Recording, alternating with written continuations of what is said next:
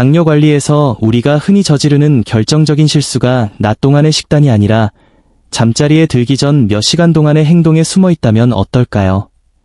이 사실은 많은 분을 깜짝 놀라게 할 만큼 생소하지만 매우 중요한 부분입니다. 처음 관련 연구 결과를 마주했을 때 저 역시 깊은 충격을 받았습니다.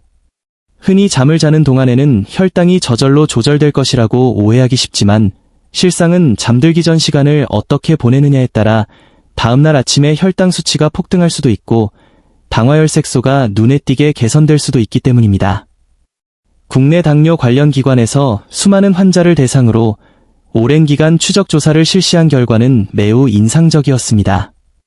잠자기 전 특정한 습관을 꾸준히 실천한 사람들은 불규칙하게 잠든 사람들에 비해 혈당을 조절하는 능력이 압도적으로 뛰어났습니다. 흥미로우면서도 한편으로는 안타까운 사실은 대다수의 내분비 전문의들이 약 처방이나 탄수화물 계산에는 집중하면서도 정작 삶의 질을 바꿀 수 있는 이 단순한 습관들에 대해서는 환자들에게 자세히 언급하지 않는다는 점입니다. 저는 오랜 시간 수면과 당뇨의 상관관계를 다룬 국내의 연구를 심층 분석하며 오늘 밤부터 즉시 실천할 수 있는 결정적인 단서를 찾아냈습니다. 이는 비싼 장비나 복잡한 루틴이 아니라 과학적으로 입증된 간단한 행동들입니다. 하지만 그 효과는 당뇨 약물에 필적할 만큼 강력합니다. 수면과 대사 분야의 전문가들이 실제 본인과 가족에게 실천시키고 있는 밤의 루틴을 상세히 풀어드리겠습니다. 첫 번째로 주목해야 할 부분은 취침 전 단백질 간식의 섭취입니다. 이는 지금까지 들어오신 상식과 정반대일 수 있습니다. 보통 자기 전에는 음식을 멀리해야 한다고 배우지만 단백질이 풍부한 간식을 소량 섭취하는 것이야말로 아침 혈당이 치솟는 현상을 막는 가장 강력한 방어책 중 하나입니다. 많은 당뇨 환자가 잠들기 전보다 아침에 혈당이 훨씬 높아진 채로 깨어나는데 이를 새벽 현상이라 부릅니다. 이 현상의 주된 원인은 우리 몸의 간에 있습니다. 새벽녘 우리 몸이 깨어날 준비를 하면서 간에 저장된 포도당을 방출하는데 당뇨 환자에게는 이 과정이 과도하게 일어나면서 혈당이 급격히 상승하게 됩니다. 이때 적절한 단백질 간식은 밤새 간에 아미노산을 안정적으로 공급하여 간이 놀라 포도당을 한꺼번에 쏟아붓는 사태를 막아줍니다. 단백질은 탄수화물처럼 혈당을 급격히 올리고 떨어뜨리는 것이 아니라 오랜 시간 혈당을 서서히 유지시키는 힘이 있습니다. 가장 이상적인 선택은 카세인 단백질입니다.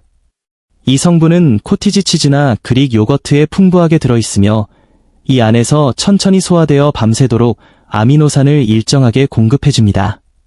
아몬드나 호두 혹은 삶은 달걀 역시 훌륭한 선택지입니다. 이들은 탄수화물 함량이 거의 없으면서도 단백질과 건강한 지방을 함께 제공하여 소화 속도를 늦춰줍니다.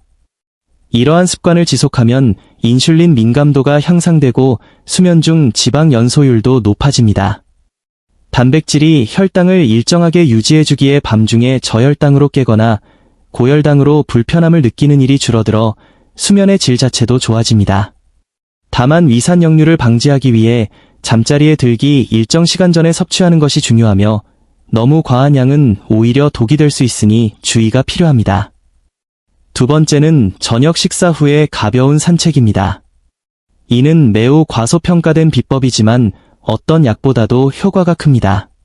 대다수는 식사 후 소파에 기대어 쉬거나 눕는 것을 선호합니다. 하지만 그렇게 가만히 있는 사이 식사로 들어온 포도당은 혈관 속을 떠돌며 혈관과 신경을 손상시키기 시작합니다.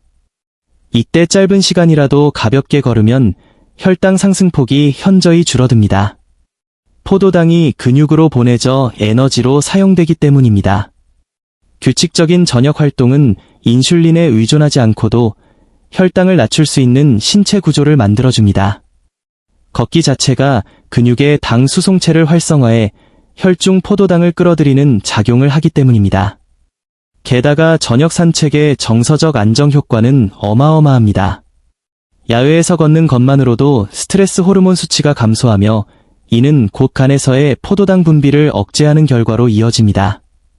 산책을 통해 마음이 차분해지면 잠드는 속도가 빨라지고 깊은 수면 시간도 늘어납니다.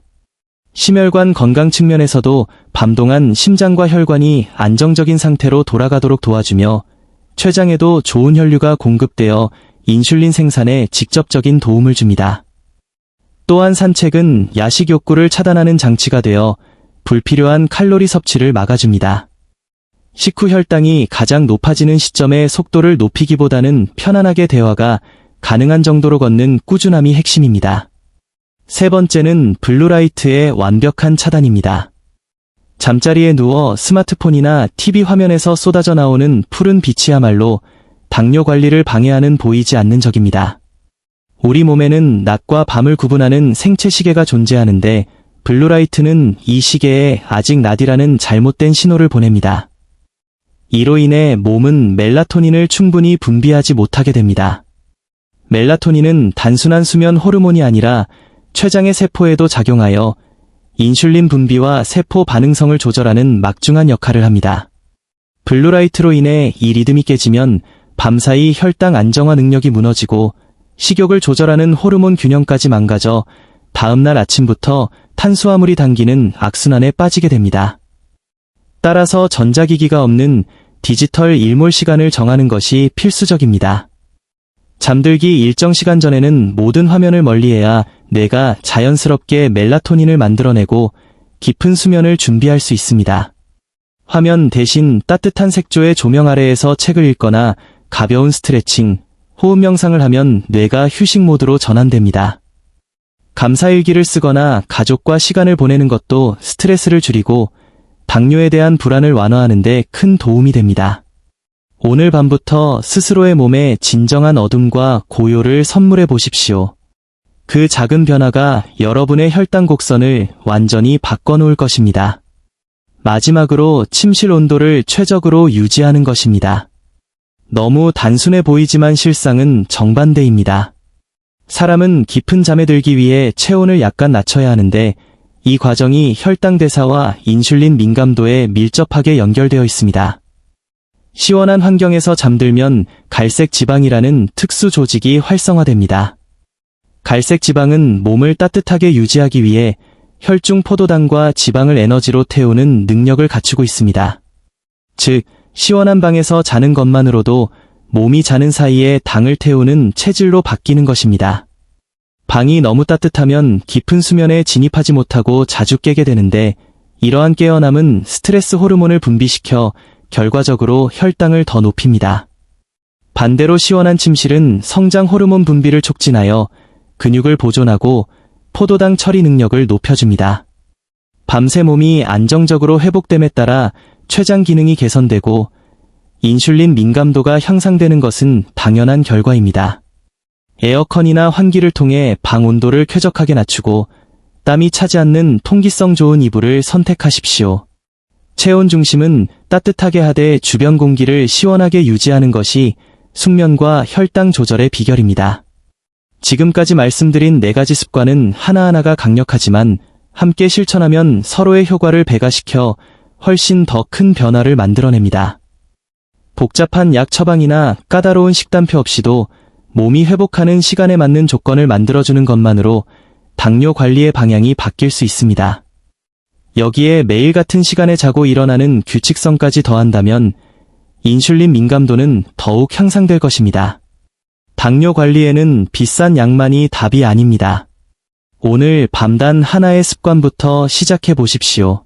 어느 순간 이 루틴들이 일상이 되었을 때 여러분의 아침 혈당 수치가 말없이 그 결과로 보답해 줄 것입니다.